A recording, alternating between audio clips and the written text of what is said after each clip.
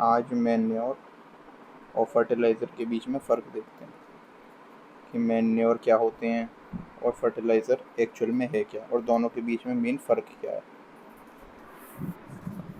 Manure की अगर हम बात करें तो ये होते हैं पूरे तरीके से ऑर्गेनिक और नेचुरल। जो भी प्लांट वेस्ट है और एनिमल वेस्ट है उसको टोटली डिकम्पोज करके, एकदम कम्प्लीटली डिकम्पोज करने के बाद में मैन्योर तैयार होते हैं। जैसे कि कैटल डंग, कॉम्पोस्ट, ग्रीन मैन्योर वगैरह वगैरह। कुछ यहाँ पे फ़ोटो डली हुई है जिसकी सरसों की खली, ये उसका पाउडर है। ये वर्मी कंपोस्ट है, ये नीम खली है। फर्टिलाइज़र की अगर मैं बात करूँ तो फर्टिलाइज़र पूरे तरीके से सिंथेटिक हैं, इनऑर्गेनिक हैं, और ये फैक्ट्री में तैयार होते हैं अलग अलग केमिकल कंपाउंड और मिनरल का इस्तेमाल करके। मैन्योर की अगर हम बात करें तो इसमें जो भी प्लांट के लिए एसेंशियल न्यूट्रिएंट हैं उनकी मात्रा होती है काफ़ी ज़्यादा कम, यानी कि प्लांट न्यूट्रिएंट की अवेलेबिलिटी के मामले में काफ़ी ज़्यादा पुअर होते हैं। जबकि फर्टिलाइज़र अपने आप में बहुत ही कम मात्रा में, क्योंकि ये हाईली कंसनट्रेटेड होते हैं और इनमें बहुत ही अच्छी क्वांटिटी में आपको जो ज़रूरी के मैक्रोन्यूट्रिएंट है प्लांट के, जैसे नाइट्रोजन, फॉस्फोरस, पोटेशियम, वो देखने को मिलते हैं। इसलिए हमें मैन्योर हमेशा बहुत लार्ज क्वांटिटी में अप्लाई करना पड़ता है, और फर्टिलाइज़र की अपनी एक स्पेसिफिक रिकमेंडेड डोज होती है, उतना ही अप्लाई करना होता है। जो मैन्योर से न्यूट्रिएंट का रिलीज़ है, एक बार आपने मिट्टी में खाद अप्लाई कर दी तो फिर जो न्यूट्रिएंट इसमें से रिलीज़ होंगे वो बहुत ही स्लो होगा।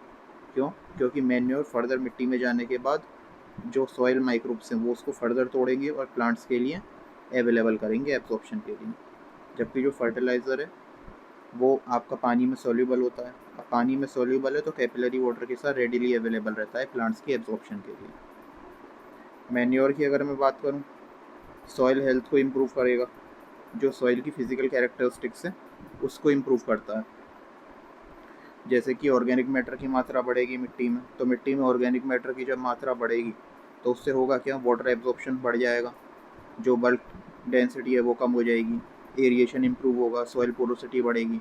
इसके अलावा जो ऑर्गेनिक मैटर है वो मिट्टी में एज अ बफर के तौर पे काम करेगा पीएच स्टेबलाइज करने के लिए। तो जो सॉइल की फिजिकल कैरेक्टरिस्टिक्स हैं वो इम्प्रूव होती हैं, लेकिन कोई भी स्ट्रक्चरल बेनिफिट फर्टिलाइज़र का देखने को नहीं मिलता है। क्यों? क्योंकि फर्टिलाइज़र से कोई ऑर्गेनिक मैटर तो मिट्टी में आ नहीं रहा, बल्कि उसका ओवर यूज़ अगर आप करोगे तो लंबे वक्त में जो स्ट्रक्चर है सॉइल का वो डिस्टर्ब होगा। ये बहुत इंपॉर्टेंट है। यहाँ पे अगर आप देखो तो यहाँ पे देखो कई सारे एग्जाम्पल हैं। ये नीम खली तो आपका मैन्योर का एग्जाम्पल हो गया, वर्मी कंपोस्ट हो गया, मस्टर्ड केक पाउडर एग्जाम्पल हो गया मैन्योर का, है ना। इसके अलावा कैटल डंग है, कंपोस्ट में यही हो गया, वर्मी कंपोस्ट एक ग्रीन मैन्योर हो गया। फर्टिलाइज़र में एग्जाम्पल है जैसे कि ये नैनो यूरिया। नैनो यूरिया के अलावा ये यूरिया आप देख रहे हो इसमें 46% नाइट्रोजन है, ये एनपीके है। यहाँ पे अगर आप देखो ये यूरिया, नैनो यूरिया है, जो मेनली स्प्रे करके जो पौधे के पत्ते वगैरह हैं उन पे अप्लाई किया जाता है। ये नैनो यूरिया, ये यूरिया, यूरिया में 46% नाइट्रोजन, और ये एनपीके है।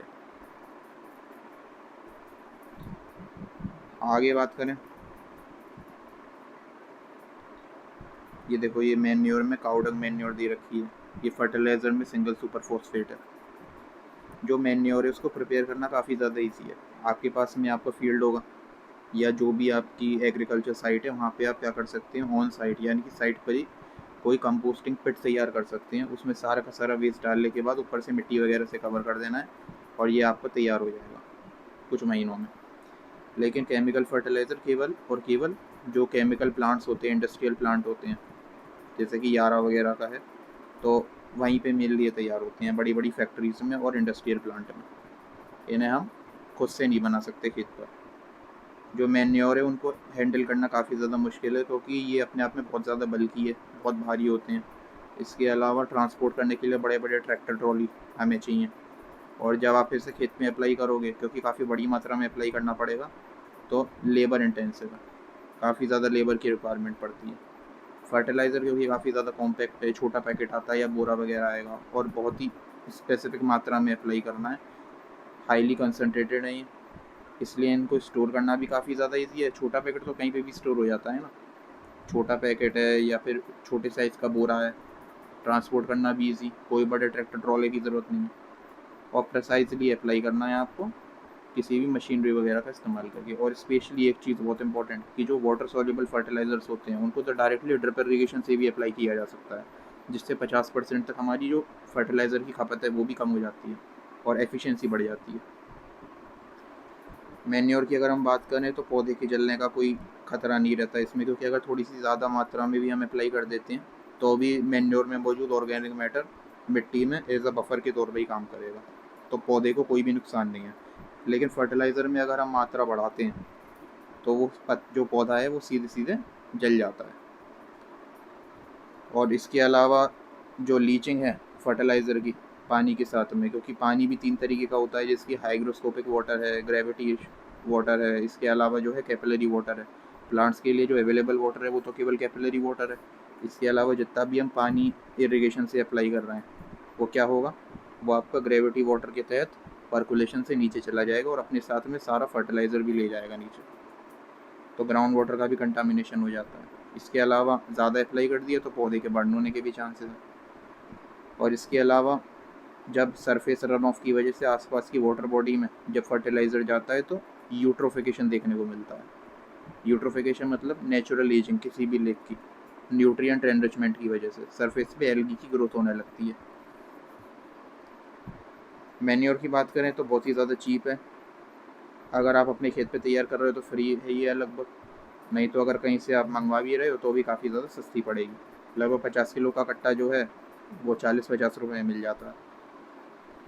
जो फर्टिलाइज़र है वो कमर्शियली क्योंकि तैयार होते हैं इसलिए काफ़ी ज़्यादा महंगे पड़ते हैं और इनका प्राइस भी लगातार चेंज होता रहता है, लेकिन ओवरऑल थोड़ा हाई ही रहता है।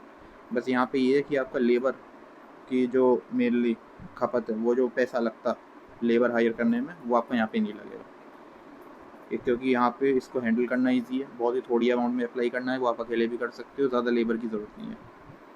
ये यहाँ पे देखो बोन मील का एग्जांपल दे रखा है मैन्योर में, और ये डीएपी फर्टिलाइज़र में दे रखा है।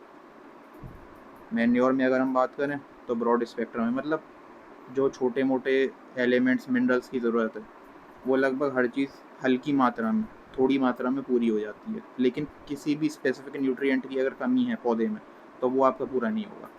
उसके लिए आपको फर्टिलाइज़र की ज़रूरत है। फर्टिलाइज़र जब आप अप्लाई करते हो जैसे एनपीके वगैरह, तो उसका अपना एक स्पेसिफिक रेशो होता है, जैसे कि 4:2:1। इससे आप क्या कर सकते हैं, जो स्पेसिफिक डेफिशिएंसी है पौधे की वो पूरी हो जाएगी, जो भी एलिमेंट की डेफिशिएंसी है, जो भी न्यूट्रिएंट की डेफिशिएंसी है वो पूरी हो जाएगी। इसके अलावा खाद कभी भी स्प्रे की फॉर्म में अप्लाई नहीं करी जाती है, लेकिन कुछ फर्टिलाइज़र ऐसे होते हैं, कुछ इनऑर्गेनिक फर्टिलाइज़र जो आप प्रॉपर फोलियर स्प्रे की फॉर्म में स्प्रे कर सकते हो डायरेक्ट पौधे के ऊपर। जैसे ये है स्प्रेयर, इसमें हमने अपना मिक्सचर तैयार करा फर्टिलाइज़र का और पौधे पर स्प्रे कर दिया। और ये कंपोस्ट स्प्रेडर है, डायरेक्टली पूरे खेत में हर जगह इवनली खाद को डिस्ट्रीब्यूट करने के लिए गोबर की खाद ट्रॉले में भर दी जाती है, और ये पीछे का जो सिस्टम लगा हुआ है ये पूरे खेत में स्प्रेड कर देता है, इसलिए इसे हम कहते हैं कंपोस्ट स्प्रेडर। ये अगर आप ध्यान से देखोगे तो कंपोस्ट स्प्रेडर बोला जाता है।